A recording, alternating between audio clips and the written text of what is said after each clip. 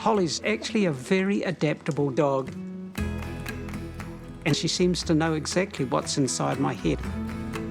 I don't know how she does it, but she's just marvellous. Having a guide dog has meant so much to me. He's how I get to work, and he's how I get home. He's like my baby as well, my companion. He enriches my life by just being in it.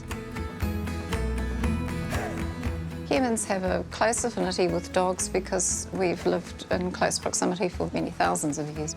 Guide dogs have a very intense role with their owners. They are even more tuned in to them, I think, than many pet dogs are.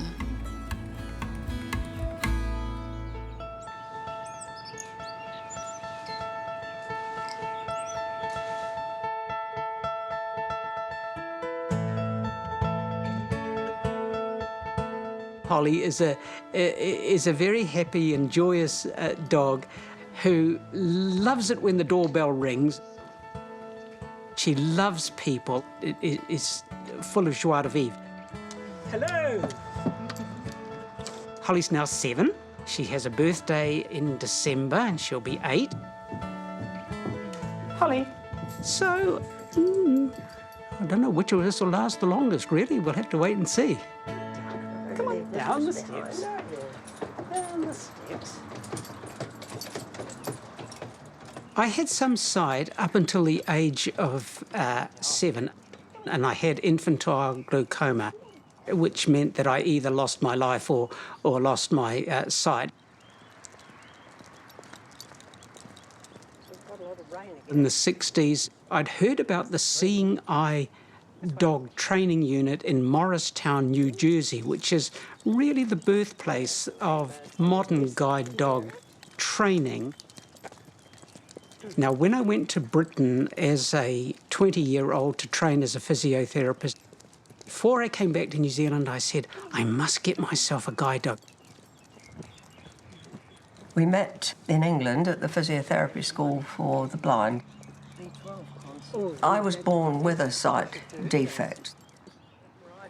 I'm legally blind, but I've got broad peripheral vision, so I always feel I've got a good functional level of sight. Don is very generous with his guide dogs. We are allowed to love them as much as we want to. The first dog I got was Jessel. Jessel was the 4th guide dog in New Zealand. There were 3 others before me. Of course, guide dogs were very unusual in New Zealand. Many of us did talks around the country, and we had to publicise the benefits of guide dogs and the ability to bring them into restaurants and houses and public places. So we were a band of pioneers, really. When Jessel first came back to Auckland in the mid-60s, I rang up the bus company and said, look, I've got a job at Auckland Hospital and I'll be catching the 7:30 bus. They said, oh, sorry, sir, no, you can't bring your dog on the bus. It's totally prohibited. It's totally against the law and we won't have it. So the Cowick Bus Company, they said, oh, show us what this dog can do. Does this dog really hop on the bus and keep quiet and all that sort of thing? Yes. And he said, right, I'm going to take you for a ride around the block. Jessel jumped onto the bus, went straight under the seat, as they're trained to do, and he drove me round the block, and Jessel stayed nice and calm. And he said, that's amazing. And he said, not only can you bring your dog on the bus at any time, but I'll give you a free pass as well. That was the beginning of giving me some confidence that guide dogs could begin to be accepted in New Zealand. Straight on, straight on.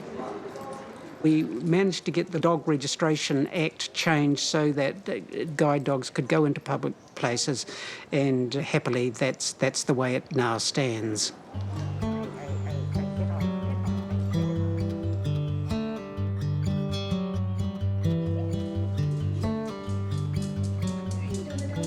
So we breed about 100 to 120 puppies here at Guide Dog Services every year because we need variety. They need to be perfect, though. They need to have perfect health. They can't be scared of things. They need to fit through, I think it's about 55 different tests that we put them through. That's only 3, Donna. You've got more puppies than 3. Oh, there we go, 4, 5. Close that. Donna is what we call a maiden bitch, so this is her very first litter. She's got 5 little gorgeous black puppies, and they will be 6 weeks old tomorrow. So what we do is we bring them up to this room. We have got all this colourful stuff for them to explore and play with, new experiences. That's what the little mirror is about on the wall, so they can actually start to see themselves and go, oh, what's that? Am I happy with that? Am I not? All the lovely colourful dangly things you can see from the ceiling are there deliberately to try and help teach them to look up. In the wild, dogs don't have any predators that attack them from above, so looking up is not natural to them, but we need them to if they're going to be guide dogs, so that guide dog handlers don't, get a tree branch in the shoulder or in the head. These dogs are very intelligent and they are able to learn a huge amount. Guide dogs are very adaptable, and they need to be because they're exposed to a lot of different events and they have to go to different destinations. We have guide dog handlers who work in the middle of Auckland City, trains, planes, buses, all over New Zealand for business purposes. They need a dog like Head Dot there. He's the most confident puppy we've had in a long time. He's just up for anything. We have other, sort of maybe slightly older people, retired. They just like to poodle up to the local club 2 or 3 times a week, or to the dairy, or go and visit friends. So, a quieter type of dog is needed. We need the variety. We're encouraging them to try new things, encouraging them to climb on those colourful objects, and we let them fall off.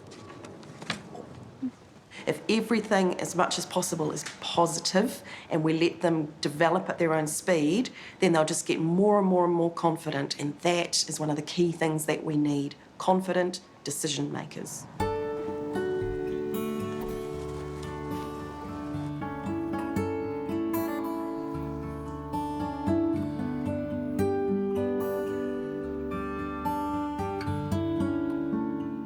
On the puppy program, the puppies are generally placed with a puppy walker at around 9 weeks of age, and they have them for anywhere from a year to around 16 months.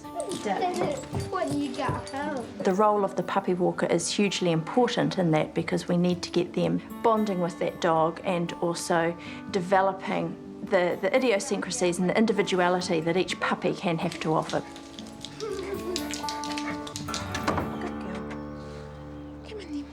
I was dropping off at school and saw somebody with 2 Labradors.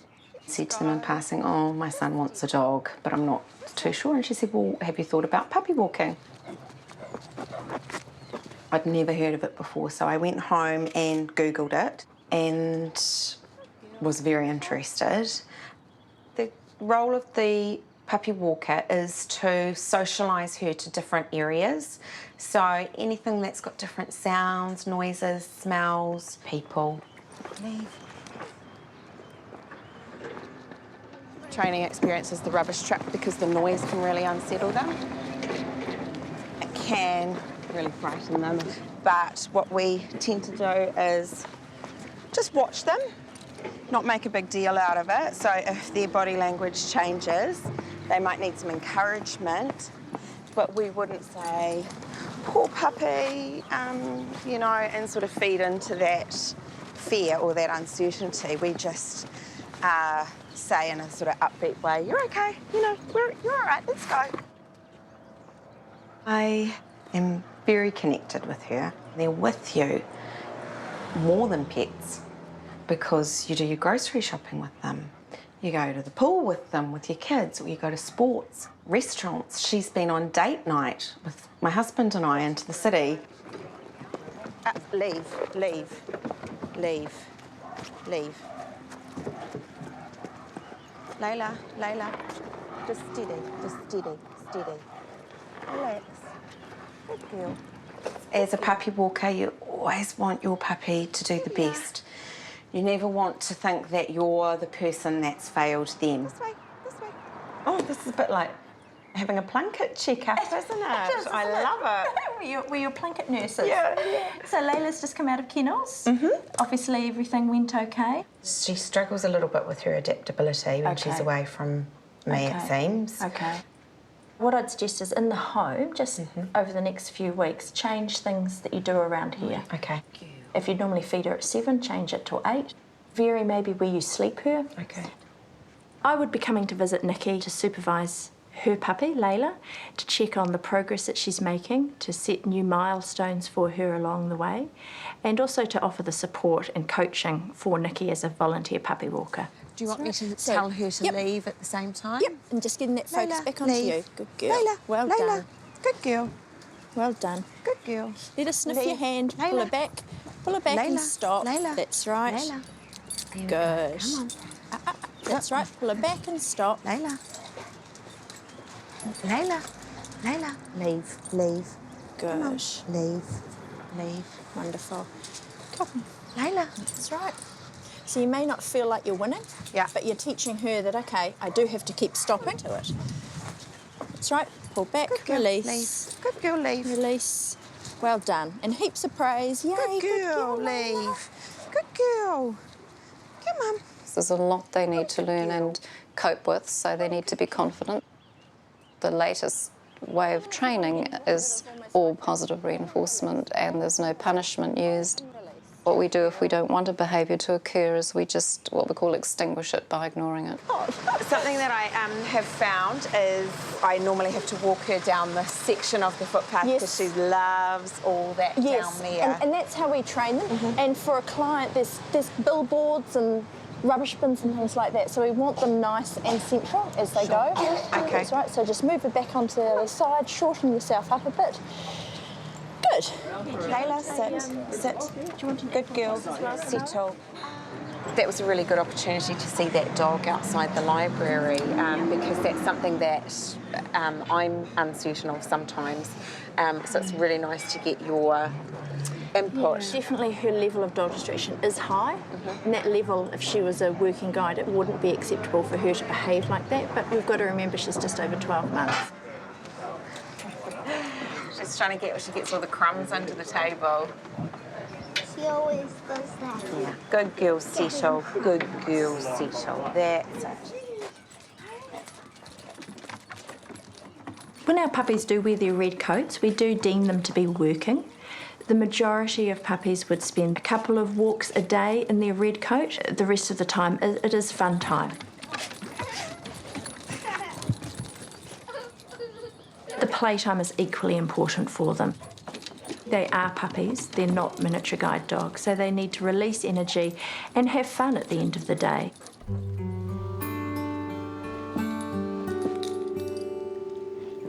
Noah, my 7-year-old, has just absolutely grown so much with Layla.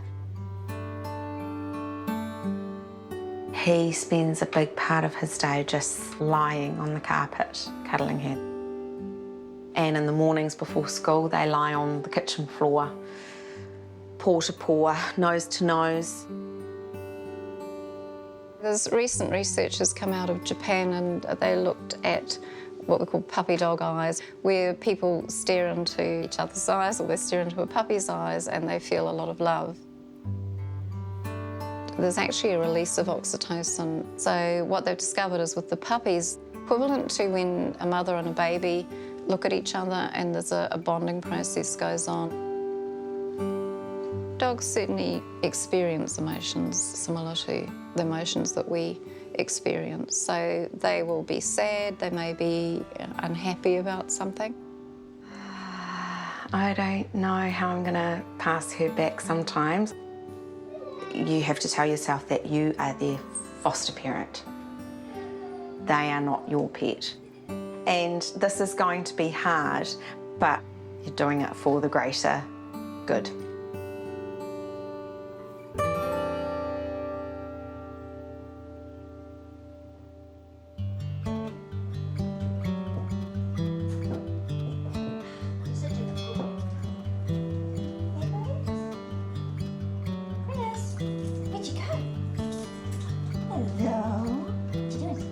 Get up about 6:30 usually, sometimes a bit later.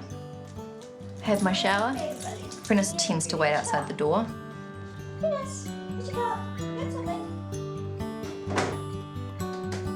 And then I feed him. That's his favourite part, of course, you know, gets pretty excited. He watches Mum eat and waits patiently sometimes. Usually he just wants to get going. So I quickly have my breakfast and then we're out the door, walking up to the bus station and ready for work. He gets pretty excited to go to the bus station because he loves to work, really. Oh, he loves food. He's definitely got that lab in him.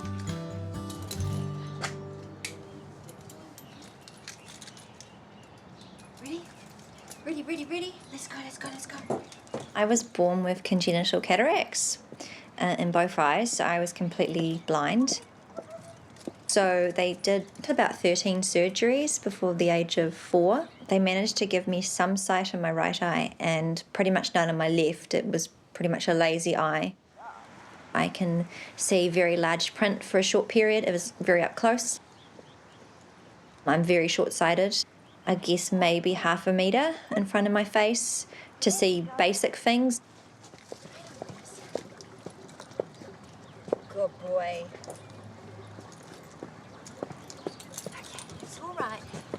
It's all right, buddy. The cat's not there.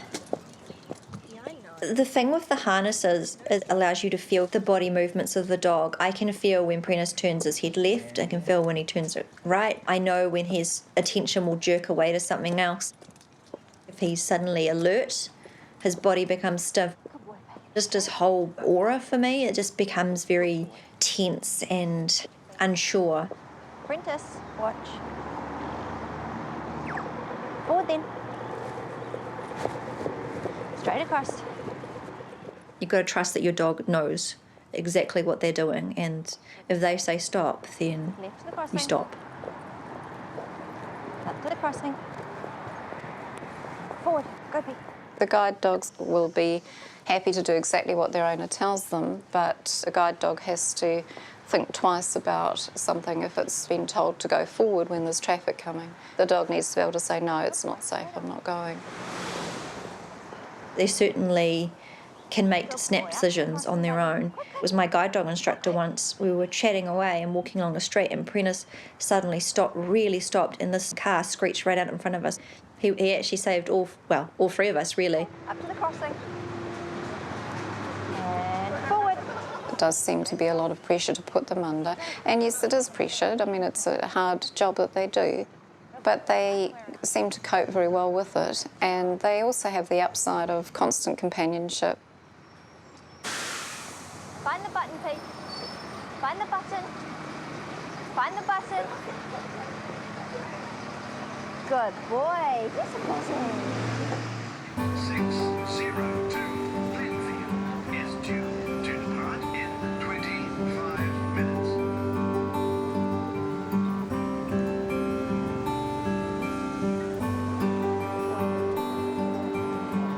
Good boy.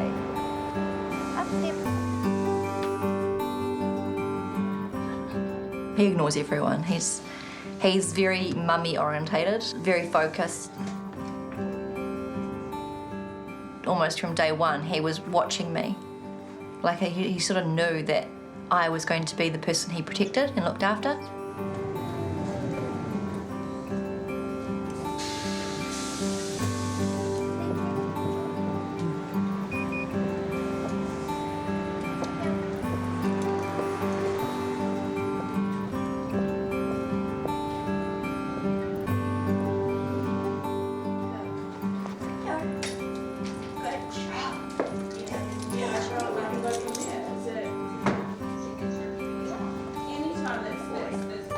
This is my very first job. I'm really enjoying it. Love working here, love the people, love the environment.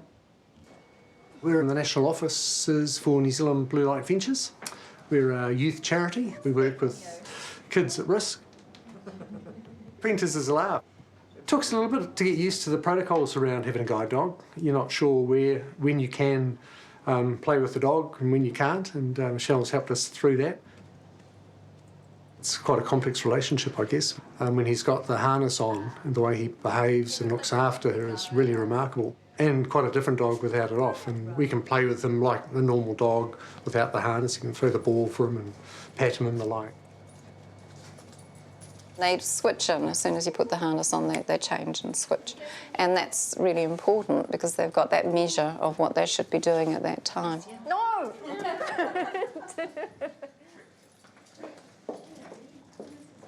We want chocolate. Let's go. Let's go get chocolate. Go, P. Find the door. Find the door. Prentice sort of knows where each aisle starts. He will, when I say find the next aisle, he'll find the next aisle for me.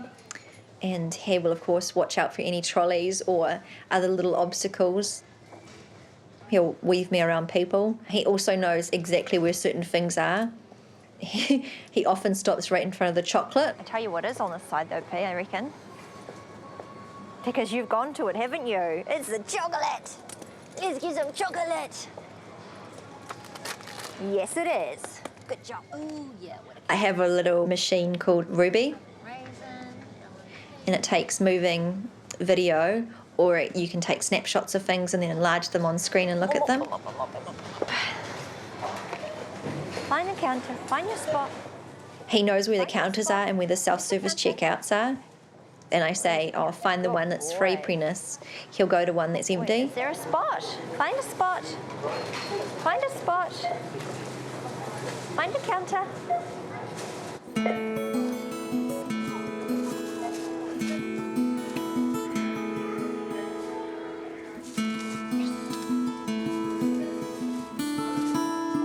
Okay, Pete, let's go.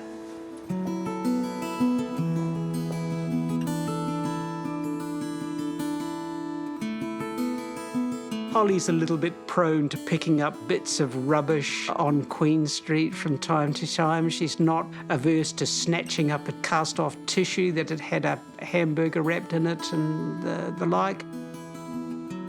So those are the sorts of things that just need to be controlled a little, because we've got a job to do here, Holly, and we've no time for loitering in public places. Whereas one of my previous dogs, Sina, she stayed close by and wouldn't leave my side, really. They've all got different personalities, and you have to work with those personalities in a way, really get to know them and to build on their strengths. And that's, I guess, all part of that bonding thing that is just so critical to good working relationship. Working with Jessel sort of taught me an awful lot about my own emotional life. But the bond was demonstrated sort of really at the end of her life. One day, Jessel jumped up to the train and she winced a bit. Thereafter, she started limping. I took her to the vet. The vet x-rayed her, but it was determined that she actually had developed a tumour, a sarcoma, on her back thigh, and that her leg had broken. So she worked for a week on this broken leg, still guiding me about. Once I knew that her leg had broken, I would go off to work in the morning, leaving Jessel at home, and she would creep into our bedroom and get up on the bed. Now, she never did that. She never did that in those last days. But it just shows the affection and the bond that there is. She was a wonderful dog.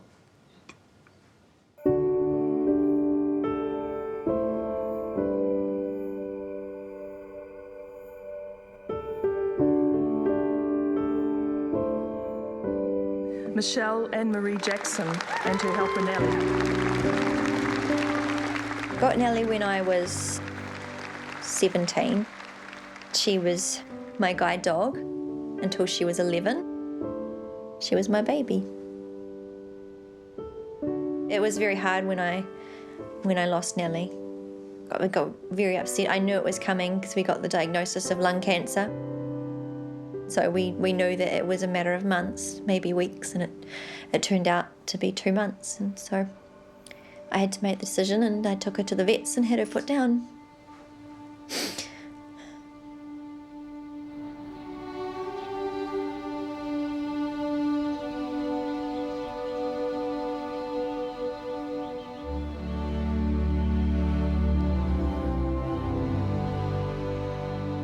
Our dogs are incredibly special, and they're special to our whole guide dog family.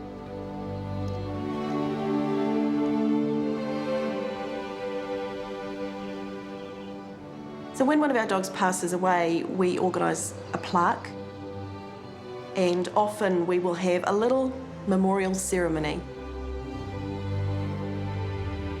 It's important. They are important, and they've done a really amazing job.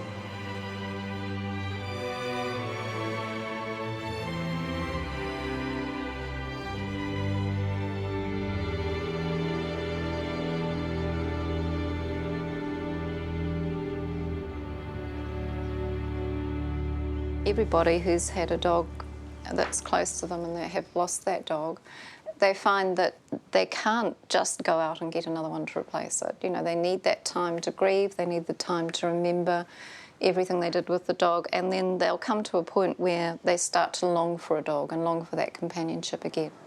By the table. My parents said that they wanted me to have another dog because they felt safer with me with a dog, and they knew that I was a lot better and a lot more mobile and a lot more independent when I had a dog compared to a cane. Years and years later, when Sina was very new and Jenny came to visit Sina, she said to Don, "Well, Dad, what does it feel like to be complete?" And we said afterwards, "Oh, that's an interesting comment," but we realised that that must have been all to do with how, as a small child, she grew up just knowing that Don and a dog were a unit. All my 4 dogs have helped at various stages of my life. It's all about loving them to bits. It's just making sure that that bond is there. It's an unconditional relationship that they give to you. They're not asking to be judged or judging themselves, so they're very forgiving. Definitely an emotional bond, for me anyway. I think Prentice loves me. How do I know? Because I always get kisses in the morning. I can just feel the eyes on me. So I love him. He's my buddy.